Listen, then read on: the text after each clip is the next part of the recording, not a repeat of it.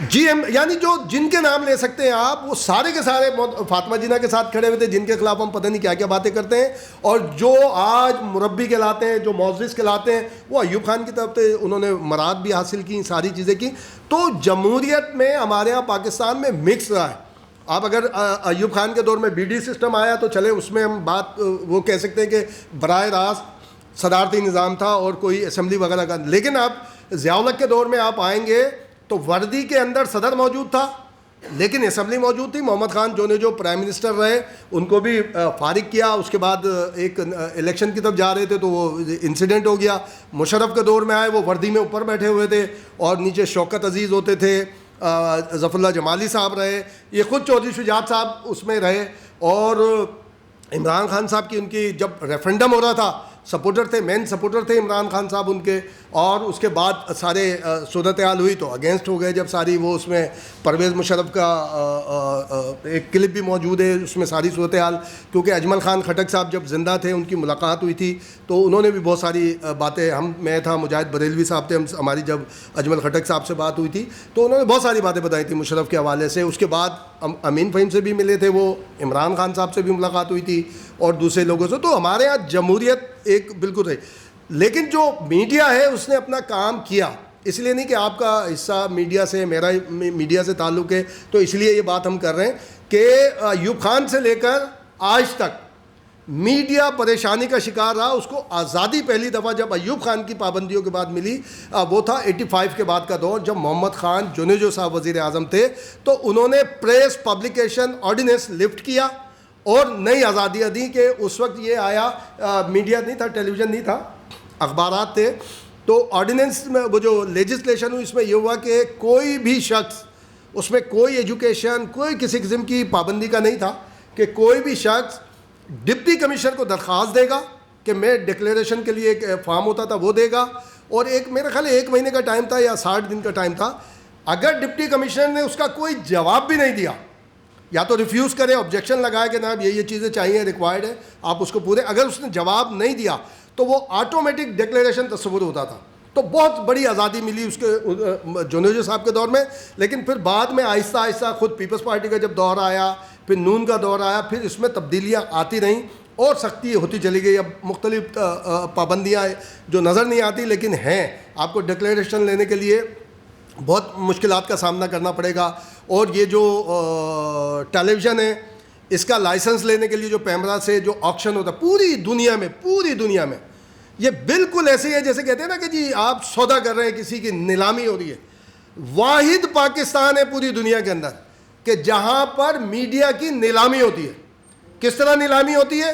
پیمرا بازار سے جاتا ہے، گاہکوں کو بلایا جاتا ہے کہ جناب یہ اتنے چینلز ہیں، اس کا لائسنس ہے تو جناب یہ اتنے سے بولی شروع ہوگی اور کتنے پہ جائے گی، جو سب سے زیادہ بولی دے گا وہ چینل اس کو دیا جائے گا. ایف ایم میں بھی ایسے ہی ہے، جب آپ ایف ایم لینا چاہیں اور وہ بھی، یعنی بدترین صورتحال ہے. اور کہیں ریگولیٹر اتھارٹی پوری دنیا میں آپ کو نہیں ملے گی. یہاں پہ آپ کو پیمرا ملے گی، Pakistan electronic media regulatory authority آپ کو ملے گی، پوری دنیا میں نہیں ملے گی. اور نیلامی بھی آپ کو میڈیا کی پوری دنیا، اس کے باوجود سروائیو کرنا، اس کے باوجود جمہوریت کے فروغ کے لیے، نہ صرف فروغ کے لیے بلکہ اس کو اسٹیبل رکھنے کے لیے. دیکھیں ابصار عالم صاحب کے ساتھ جو ہوا اس میں اتنا زیادہ ایکٹیو نہیں تھا، لیکن جب حامد میر صاحب کا واقعہ ہوا تو میں اپنے ایجنسی کے لوگوں کی بات بتا رہا ہوں. بہت ایسا نہیں ہے کہ جی سارا ہم ان کے اوپر وہ ساری چیز کرتے ہیں. حامد میر صاحب کا جب واقعہ ہوا تھا کراچی میں، اس وقت میں پریزیڈنٹ تھا کراچی پریس کلب کا اس وقت بھی، اور یہ ہم نے جمہور کیمپ ایک لگایا تھا اور یہ کراچی پریس کلب میں، اور ہم نے پورا اس کے اوپر کافی کی تھی. اس دوران چونکہ آئی ایس آئی کا اس میں ڈائریکٹ بات ہوتی تھی تو اس دوران کافی ساری، پھر ہم نے یہ ان کا جو انہوں نے ایمرجنسی لگائی تھی مشرف نے، اس کے خلاف بھی کراچی پریس کلب ایکٹیو تھا 2007 میں. اس وقت میں سیکریٹری تھا. اور یہ ہے کہ دنیا صحافت کی تاریخ میں پہلی مرتبہ یہ اشرف بھٹی بھی گرفتار ہوا تھا اور ہم سب گرفتار ہوئے تھے. 209 لوگ تھے جس میں ہمارے 5 نجیب مرحوم ہیں، ہمارا کیا کہتے ہیں ایچ خانزادہ، موسیٰ کلیم ہے نہیں، وہ جیسے 5 جو ہیں انہیں مسنگ کر دیا تھا. ہم لوگ سب ایچ خانزادہ، نجیب، یہ ہمارا موسیٰ کلیم اور 2 اور تھے عقیل رانا وغیرہ. تو پھر ہم درخشاں کلفٹن تھانے سے ہم نے رہا ہونے سے سب نے انکار کر دیا تھا، تو پھر ہم آ گئے تھے. درخشاں تھانے تو پھر ان کو ساری چیزیں جب بحال ہوئی تو اس وقت بھی مجھے یہاں پر جو ذمہ دار تھے ایجنسی کے انہوں نے بلایا تھا, انہوں نے ساری چیزیں ڈسکس کی تھی کہ بھائی یہ کام ہو رہا ہے, ایسے ہو رہا ہے, ایسے ہو رہا ہے, اور انہوں نے ایڈمٹ کیا تھا کہ ہاں جناب یہ ایک چیز غلط ہے, آپ لوگوں کا رائٹ بنتا ہے کہ آپ اسٹرگل کریں اور جس طرح کریں, ہماری طرف سے کوئی آبجیکشن نہیں ہے. اس وقت بڑا کچات ہوتے تھے, ساری چیزیں ہوتی تھی, اور کئی ایک دوستوں کے حوالے سے میرا ایکسپیرینس رہا. مثال کے طور پہ ہمارے صحافی دوست جو مسنگ ہوئے یا گرفتار کیے گئے یا کیا گئے, ہم گئے, یا ہمارے بعض دوسرے لوگ, تو ہمیں پوری ڈیٹیل بتائی, ویڈیوز بھی دکھائی گئیں, ڈاکومنٹ بھی دکھائے گئے, ساری چیزیں کی گئیں. ہاں ہاں بالکل بالکل, آ جائیں آج, کوئی بالکل بالکل. تو یہ ساری چیزیں ہوئیں. تو یہاں پر ایسا نہیں ہے کہ اچھائی برائی ہر جگہ ہوتی ہے. بہت, یا میں سمجھتا ہوں کہ پاکستان کے اندر آپ لوگوں کا یا میڈیا کا بہت نہ صرف فروغ کے لیے جمہوریت کے, بلکہ جمہوریت کو مضبوط کرنے میں بھی بہت کردار ہے. اس کی وجہ یہ ہے کہ یہ اس کو آپ یہ کہیں کہ جب آپ اس شعبے میں آتے ہیں تو آٹومیٹک آپ کا مائنڈ اسی طرح کا بن جاتا ہے. اور یہ جب یہ عمران خان صاحب کی حکومت آئی تھی تو ایک کمپین چلی تھی. پھر جب 2019 میں الیکٹ ہوا پریزیڈنٹ, تو اسلام آباد میں ایک بڑی ڈیٹیل گفتگو ہوئی تھی جس میں یہ موجود تھے اپنا اس وقت جو فواد چودھری صاحب تھے, عارف علوی صاحب نے کنڈکٹ کیا تھا, وہ چلے گئے تھے, فواد چودھری صاحب سمیت مریم اورنگزیب تھیں, چودھری منظور, ہم سب تھے, چاروں پانچوں لیڈنگ پریس کلب کے پریزیڈنٹ موجود تھے. تو اس پر ایک گفتگو ہوئی تھی. تو میرا اس میں یہ کہنا تھا, اور آج بھی یہ میں کہتا ہوں کہ پاکستان کے کسی ادارے کے خلاف ہائیبریڈ وار, 5th جنریشن وار نہیں ہو رہی. واحد ہو رہی ہے پاکستان کے میڈیا کے خلاف پوری دنیا کی جانب سے. یہ ادارے بولتے ہیں ان کے خلاف ہو رہی ہے. کوئی ادارہ ثابت نہیں کر سکتا.